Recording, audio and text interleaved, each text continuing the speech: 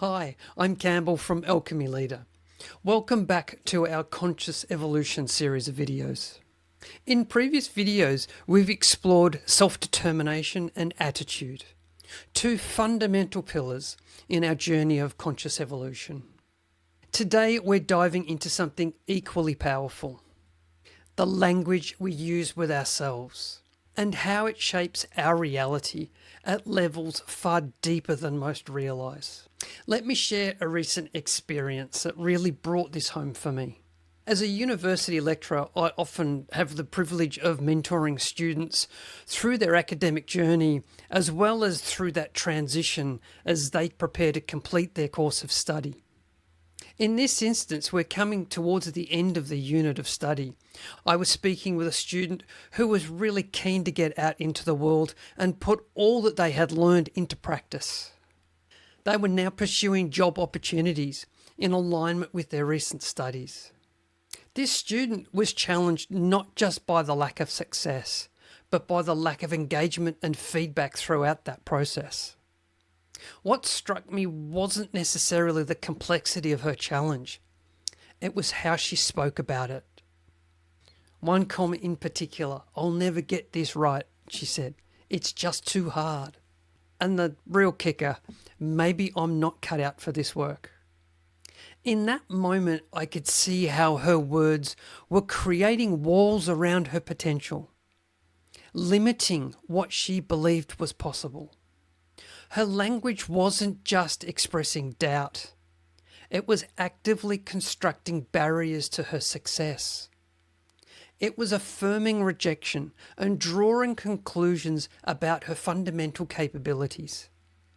This interaction reminded me of one of the most profound truths I've learned throughout my journey on this conscious evolution path. And that is that we are the creators of our own realities. And that's not in some abstract philosophical sense, but in a very real moment-by-moment way. Through our thoughts, words, and the stories we tell ourselves. And what's fascinating is that this creation happens on multiple levels: neurological, energetic, and even quantum. When we engage in conscious self-talk, we're literally rewiring our brains.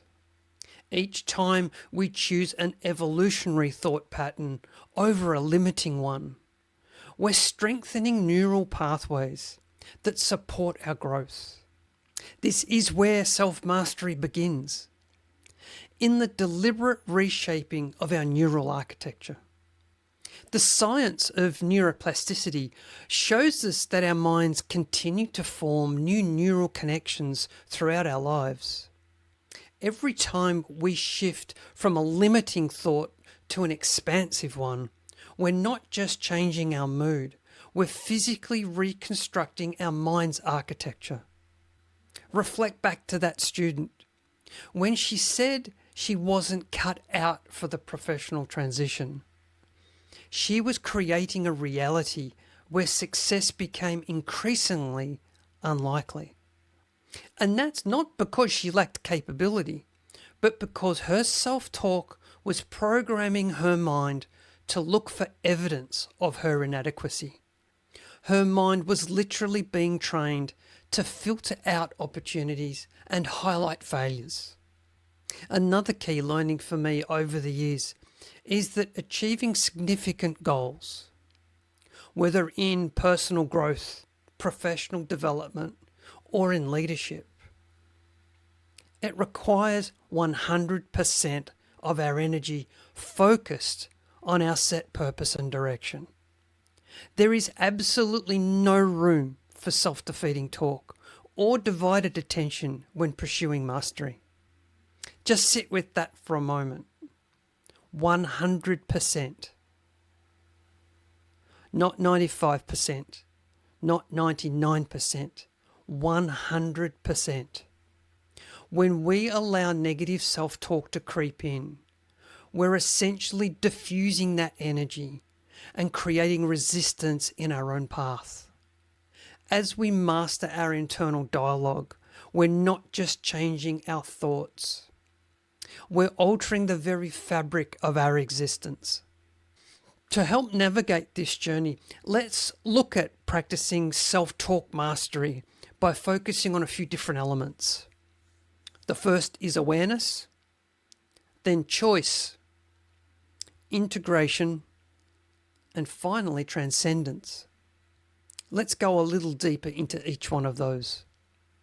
First, there's awareness. We need to become conscious of our internal dialogue.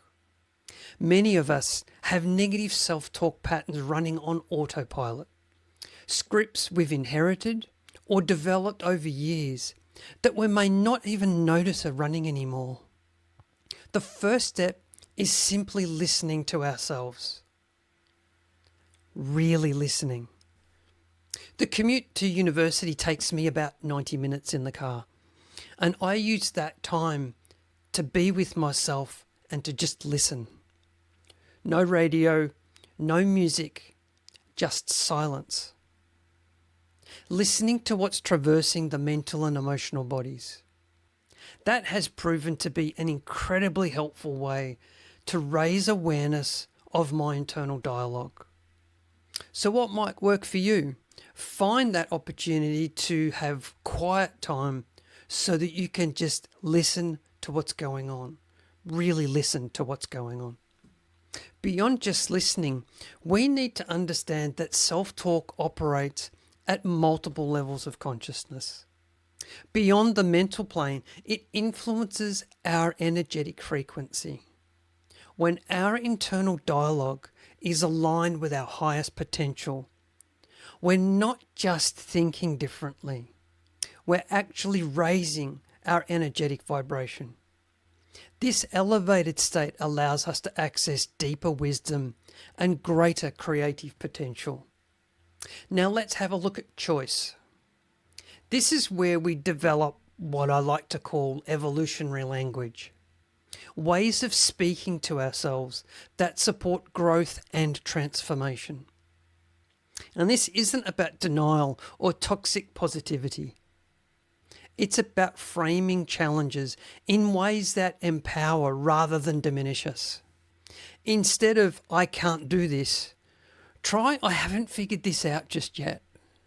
Rather than, this is too hard, consider, what do I need to learn? And instead of, I'm not good enough, shift to, I am on trajectory, I am growing. The key is that these alternative phrases acknowledge the reality of the challenge while maintaining our agency and potential for growth. They're not just positive affirmations.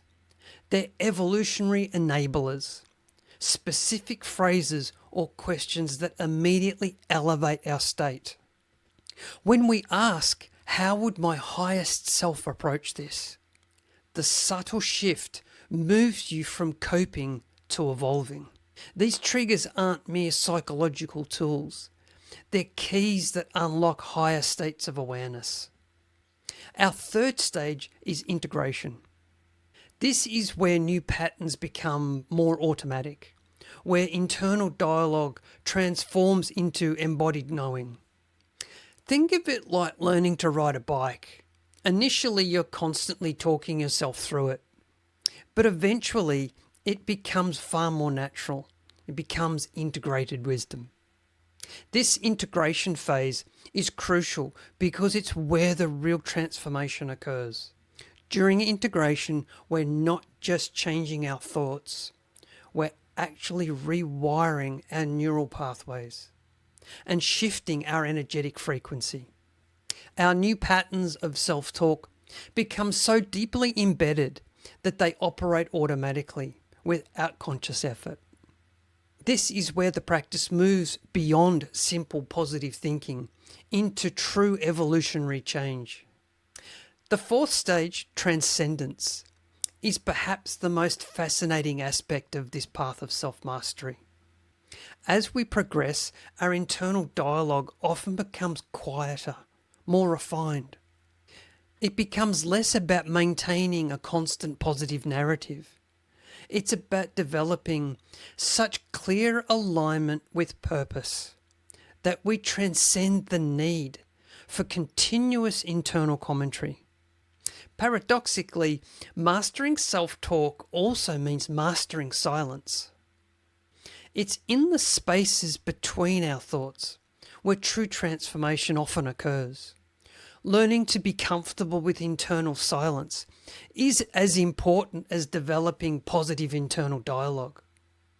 At the highest levels of mastery, self-talk evolves beyond language into what might be called pure intention. This is where we need to address some common pitfalls on the journey of mastering self-talk. The first is the tendency to focus solely on positive thinking without addressing the deeper patterns. True mastery isn't about suppressing negative thoughts.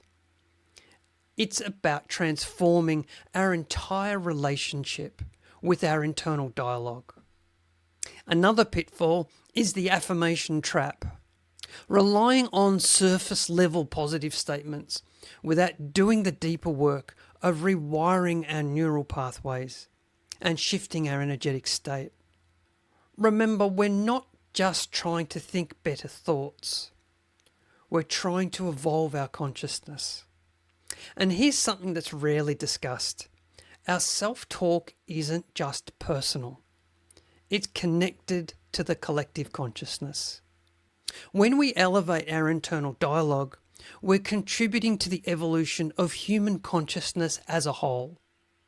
This understanding brings a greater sense of responsibility and purpose to our practice. As we continue to explore this journey together, I encourage you to become more conscious of your internal dialogue. Listen to the stories that you tell yourself. Are they supporting your evolution? Are they aligned with the reality that you want to create? Remember, the goal isn't to maintain perpetual positive self-talk, but to evolve beyond the need for it. In the weeks ahead, I invite you to work with the stages that we've just worked through. Start with awareness. Really listen to your internal dialogue. Then make conscious choices about the language you use with yourself. Begin the integration process by practicing your evolutionary enablers consistently. And finally, start exploring those moments of transcendence where language gives way to pure intention. And share your experiences with others walking the same path. Because when we change our words, we change our reality. And when we change our reality, we open to new possibility for growth and transformation. Remember, you're not alone on this journey. Our community is here to support you in developing not just more positive self-talk, but evolutionary self-talk. Language that propels you forward on your path of conscious evolution. Thank you for joining me today. Until next time, keep evolving, keep growing, and most importantly, keep loving the journey. I'll see you soon.